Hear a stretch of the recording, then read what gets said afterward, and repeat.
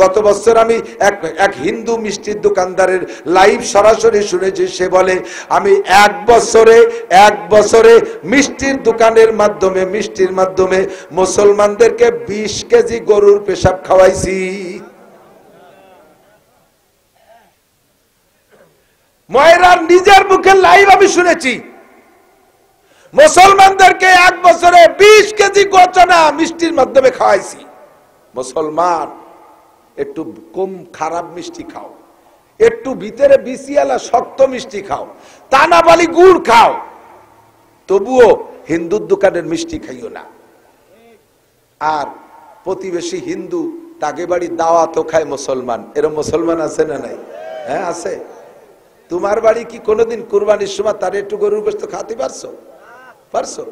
সে যে গোশত তোমারে খাইছে, বিসমিল্লাহ কয়ে জবাই দিয়েছে না রাম কয়ে জবাই দিয়েছে? কয় যে হুজুর দেখে জবাই করাইছি। হুজুর দেখে জবাই করাইলি তোমার বাড়ি রান্না করছো কারে দিয়ে রান্না করছো? তার ওযু গোসল পাই পরিষ্কার কি?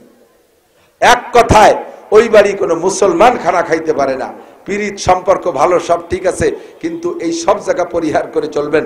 তাদের উপাসনালয়ে টাকা দেবেন না, তাদের ধর্মীয় কোনো অনুষ্ঠানে চাঁদা দেবেন না, তাদের ধর্মীয় প্রতিষ্ঠানে চাঁদা দেবেন না, এবং তাদের সাথে একসাথে খানা খাবেন না, তাদের রান্না করা খানা খাবেন না।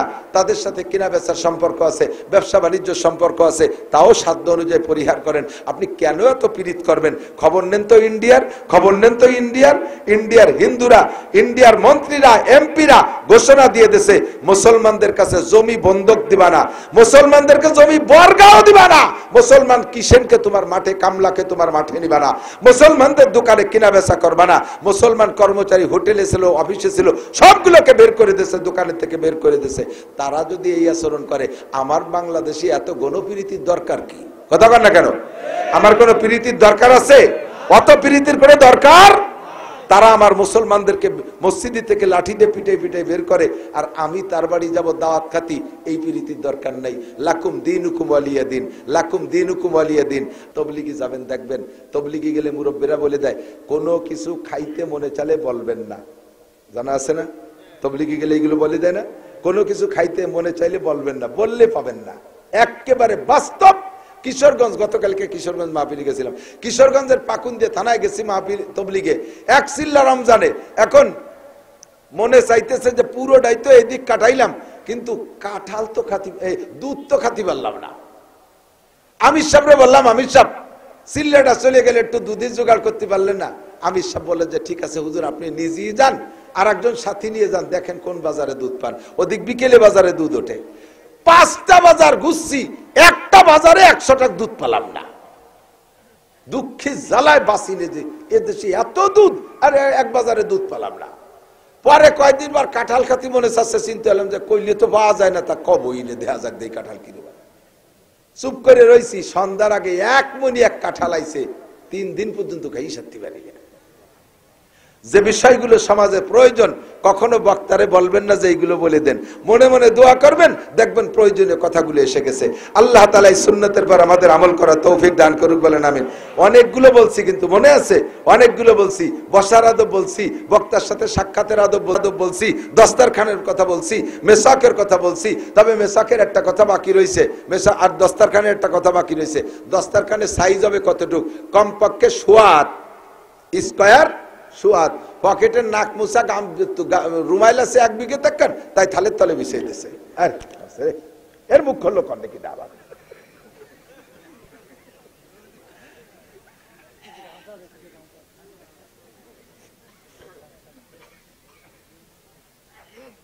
এটা দস্তারখান না, বানায় নেবেন স্কয়ার, সোয়াদ লাল হইলে আরো ভালো, তাহলে জল টোল পড়লে ময়লা দেখা যায় না, সাদা না, লাল বা হলুদ বানাবেন দস্তারখান।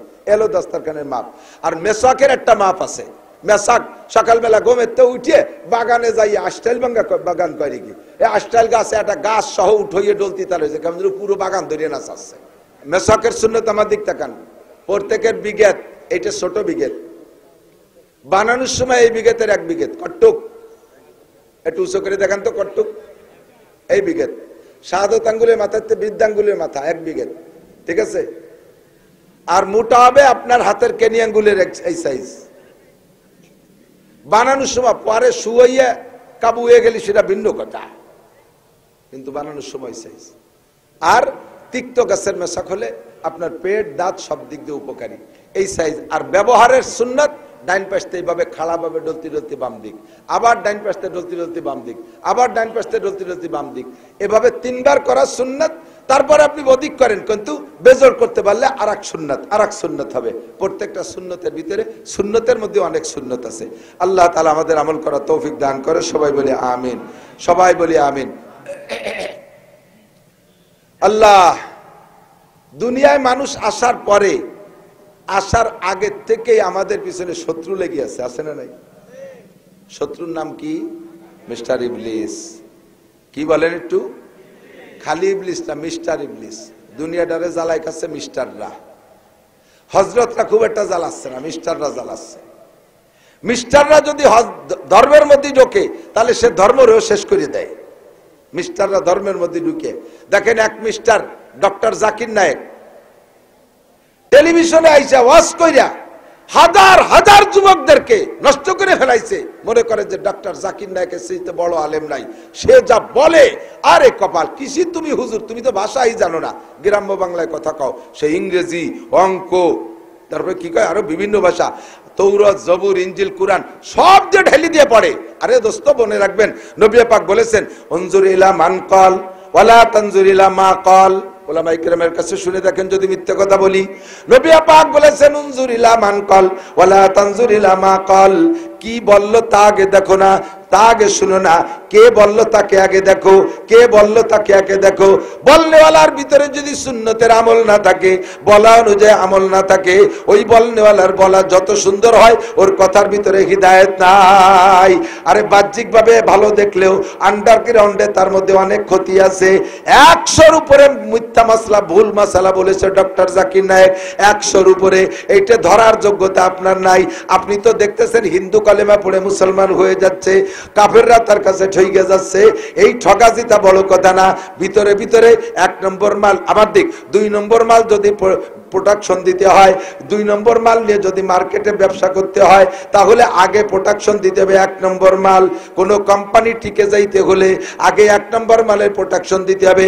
আর 1 নম্বর মালে ব্যবসা নাই, 1 নম্বর মালে ব্যবসা নাই। তবে ধৈর্যই যদি ইন্ডাস্ট্রি থেকে 2 নম্বর মাল প্রোডাকশন দেয়, ওই ইন্ডাস্ট্রিজ কোনোদিনও সফল হতে পারবে না। আগে 1 নম্বর মাল দিতে হবে। যখন মার্কেট পেয়ে যাবে, এরপরে 2 নম্বর, 6 নম্বর, 14 নম্বর দিলেও ওই তালে তালে চলতে তালে থাকবে। যেমন আরএফএল, আরএফএল একটা প্রসিদ্ধ নাম প্লাস্টিকের জগতে। আরএফএল প্রথম সবচেয়ে ভালো মাল প্রোডাকশন দিয়েছে। এখন আরএফএল এ অনেক নিচু মানের মাল, তার চাইতে বাংলাদেশি অনেক কোম্পানি ভালো ভালো প্লাস্টিক উৎপাদন করতেছে। কথা বলেন ঠিক ঠিক না? ভালো ভালো মাল তৈরি হচ্ছে, কিন্তু মানুষে আরএফএল এর নামে যাইয়ে কয় আরএফএল বদনা দাও, আরএফএল চেয়ার দাও, আরএফএল এটা দাও ওটা দাও, অথচ আরএফএল এর সে ভালো মাল আছে। এখন আরএফএল আলাদা 14 নম্বর মাল দিয়ে ব্যবসা করে খেয়ে যাচ্ছে। এইটাই হলো ব্যবসার সিস্টেম। এহুদ নাসারাদের চক্রান্তে টেলিভিশনের জগতে আইসা ধর্মের ভিতরে ঢুইকা বহুত জনে এরকম 2 নম্বরই করতেছে। আপনারা তো সব ভক্ত হয়ে গেছেন। আল্লাহু আকবার। সাবধান থাকবেন। শয়তান 2 প্রকার, মিনাল জিন্নাতে ওয়ান নাস। জিন শয়তান আর ইনসান শয়তান, মানুষ শয়তান। জিন শয়তানও যেমন ক্ষতি করে, মানুষ শয়তানও এরকম ক্ষতিকারক। আল্লাহর কাছে সবসময় দোয়া করবেন। আল্লাহ আপনাদেরকে হুকুম করতেছেন, ইয়া আইয়ুহাল্লাযীনা আমানু লা তাত্তাখিযু আদুওয়ি ওয়া আদুওয়াকুম আউলিয়া।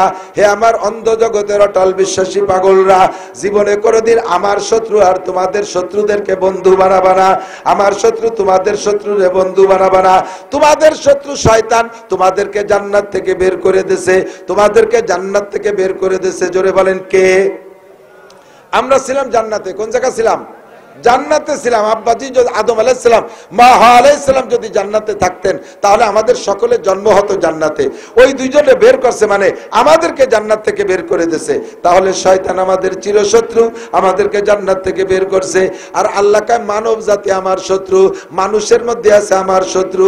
আমি আল্লাহর শত্রু মানুষ। আরে আমার পদ নিয়ে কাড়াকাড়ি করছে নমরুদ, এটা মানুষ, কাজেই নমরুদ আমার শত্রু। আমার পদ নিয়ে কাড়াকাড়ি করছে ফেরাউন, খোদাই দাবি করেছে, এই ফেরাউন আমার শত্রু, আমার পদ নিয়ে কাড়াকাড়ি করছে সাদ্দাত, কোন জিন আমার পদ নিয়ে কাড়াকাড়ি করে নাই, এই জন্য সাদ্দাত আমার শত্রু, মানুষ আমার শত্রু। কালাতিল ইয়াহুদ উযাইরুন ইবনুল্লাহ, ইহুদিরা বলে উযাইর আলাইহিস সালাম, আমার খেয়াল করতেছেন আপনারা, ইহুদিরা কয় উযাইর আলাইহিস সালাম আল্লাহর ছেলে। ভালো করে বুঝেন নাই বিদায়, গভীরে নজর দেন নাই বিদায় নাউজুবিল্লাহ আসতে কইছেন। উযাইর আলাইহিস সালাম আল্লাহর ছেলে, এই কথা বললে কত দূর যায় জানেন? ইহুদিদের দাবি উযাইর আলাইহিস সালামের মায়ের সাথে আল্লাহ যৌন মিলন করেছে, গর্ভধারণ করাইছে আল্লাহ, সেই গর্ভের সন্তান উযাইর। ওয়াকালাতিন নাসারা মাসীহ ইবনুল্লাহ, আর নাসারা খ্রিস্টানরা কয় মারিয়ামের স্বামী নাই, আল্লাহ মারিয়ামের সাথে যৌন মিলন কইরা গর্ভধারণ করাইয়া সেই গর্ভের সন্তান ঈসা। একটু জোরে কর না নাউজুবিল্লাহ। আল্লাহ কয় আমার নামে এত বড় অপবাদ আর কেউ দেয় নাই, স্বয়ং ইবলিস আমার নামে এরকম অপবাদ দেয় নাই। কাজেই এই ইহুদ নাসারা আমার শত্রু। লা তাত্তাকিজু আদুবি ওয়া আদুবাকুম আউলিয়া, আমার শত্রু তোমাদের শত্রুর সাথে বন্ধুত্বতা করবা না, যেই করবা তার সম্পর্কে রেজাল্ট শুনে নাও। আমাইয়াতাওয়াল্লাহুম মিনকুম ফাইন্নাহু মিনহুম, তাদের সাথে যাদের সম্পর্ক হবে কিয়ামতে আমি তাদেরকে তাদের সাথে বিবেচনা করব।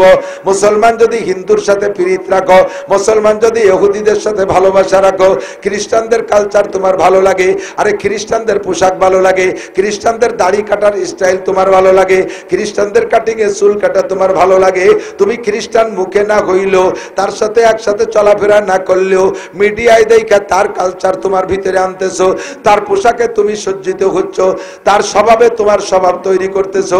কাজেই কিয়ামতের ময়দানে ওই ইহুদ নাসারা খ্রিস্টানদের সাথে তোমার বিবেচনা করা হবে। হও তুমি মুসলমানের বাচ্চা, কিছু আসে যায় না, তোর চুল কেন খ্রিস্টানের মতো, তোর দাড়ি কেন মেসির মতো, তোর প্যান্ট কেন চলচ্চিত্রের নায়ক নায়িকার মতো, তোর শার্ট গেঞ্জি কেন নায়ক নায়িকার মতো, এ মহিলা তোর পোশাক কেন খ্রিস্টানদের মতো, হে মহিলা তুই কেন মুসলমানদের সাথে দুর্গা পূজা, কালী পূজা, সরস্বতী পূজা, লক্ষ্মী পূজায় গেলি, তাদের ওই জায়গাতে কেন খাইলি? মুসলমানের সন্তান হইয়া, এই মুসলমানের সন্তান হইয়া কোন হিন্দুর বাড়ি খাইতে পারে না, মুসলমান হিন্দুর বাড়ি খাইতে পারে না। মুসলমানের যদি মুসলমানিত্ব স্বভাব থাকে, হিন্দুর দোকানের মিষ্টি খাইতে পারে না। গত বছর আমি এক হিন্দু মিষ্টির দোকানদারের লাইভ সরাসরি শুনেছি, সে বলে আমি এক বছরে মিষ্টির দোকানের মাধ্যমে, মিষ্টির মাধ্যমে মুসলমানদেরকে 20 কেজি গরুর পেশাব খাওয়াইছি। ময়রার নিজের মুখে লাইভ আমি শুনেছি, মুসলমানদেরকে এক বছরে 20 কেজি গোচনা মিষ্টির মাধ্যমে খাওয়াইছি।